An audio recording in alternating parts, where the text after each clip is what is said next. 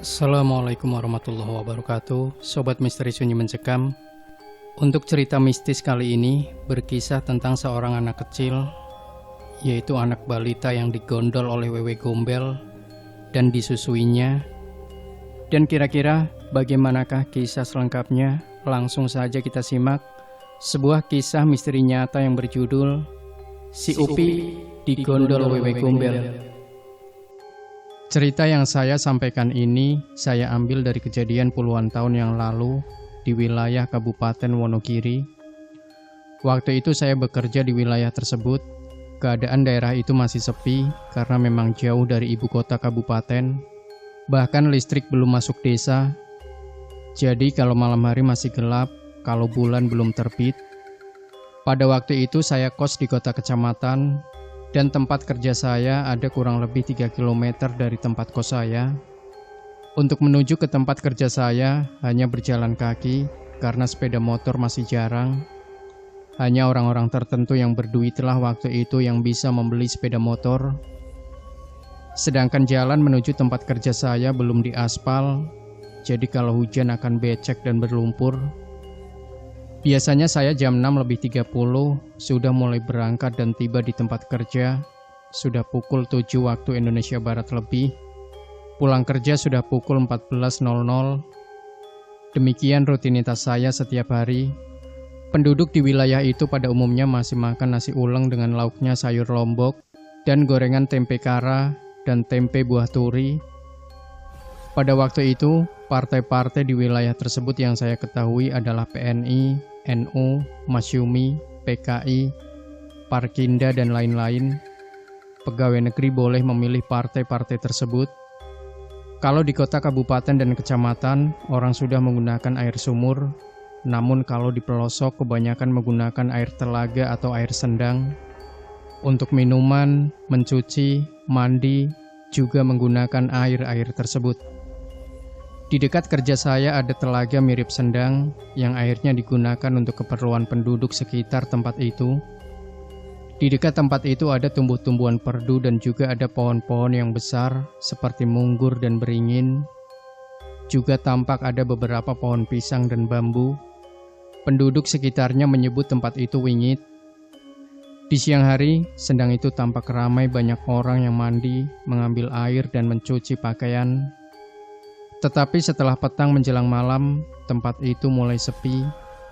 Hal itu menunjukkan kalau tempat itu memang angker. Menurut penduduk sekitar, di tempat itu sering terjadi penampakan-penampakan seperti hantu usus biasanya pada pohon bambu, gendruwo biasa nongkrong pada pohon beringin, sedangkan tuyul sering naik turun pada pohon munggur. Yang akan saya angkat pada cerita kali ini adalah Upi 3 hari disusui Wewe. Upi adalah anaknya Budaria dan suaminya bernama Samija.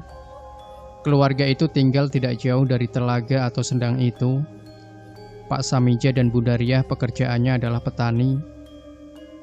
Pak Samija tiap hari bekerja di ladang menanam padi gaga, ketela dan kacang-kacangan. Budaria berjualan keperluan rumah tangga di rumahnya. Dagangannya seperti sabun, beras, supermi, dan sayur-sayuran.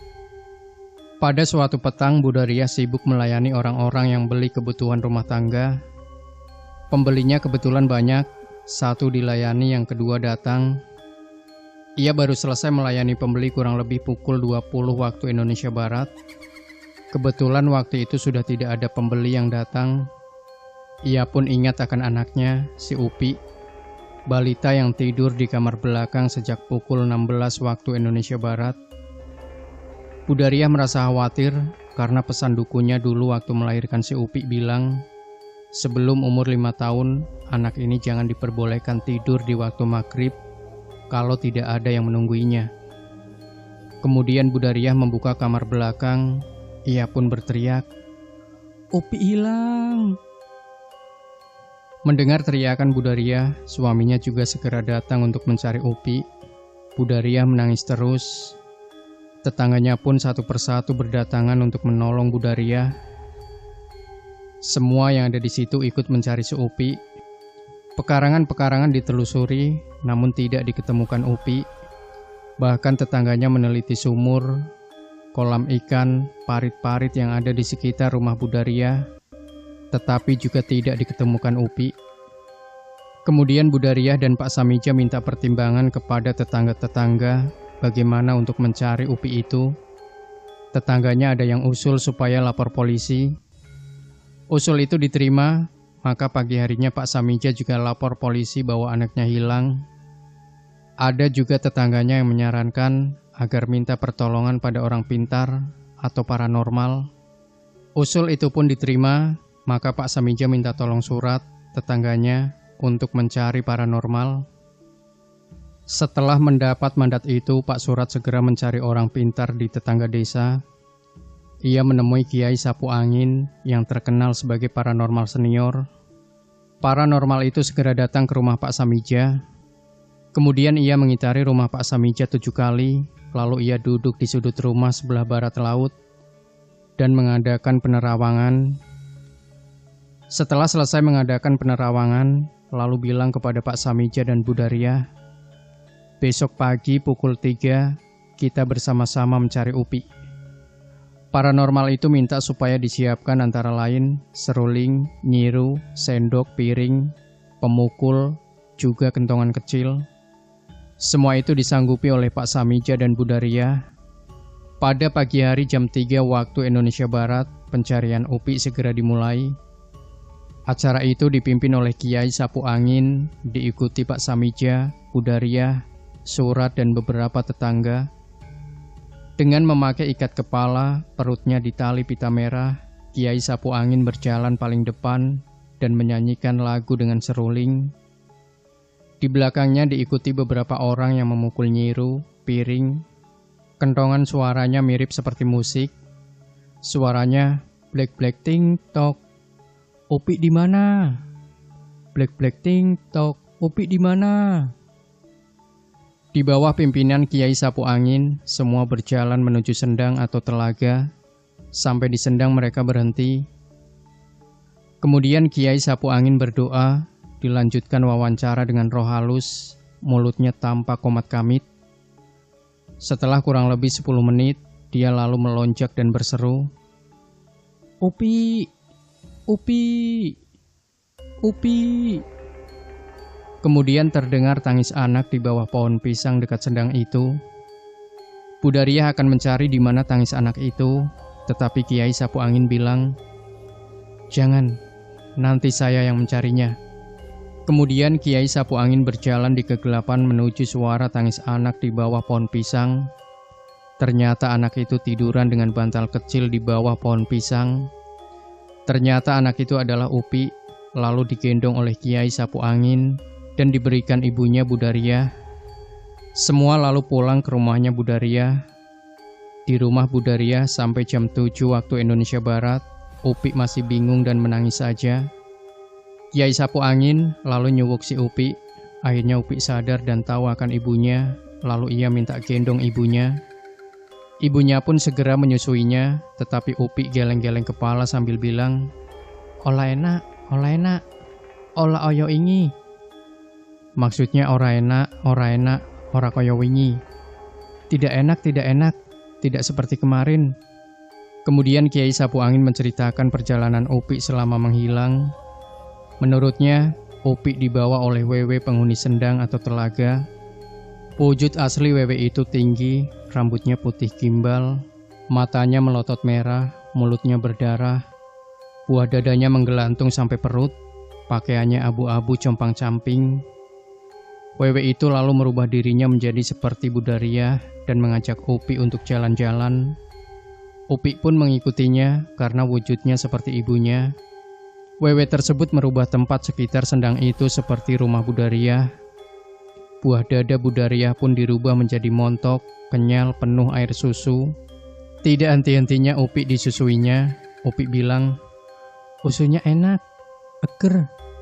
Maksudnya susunya enak, seger.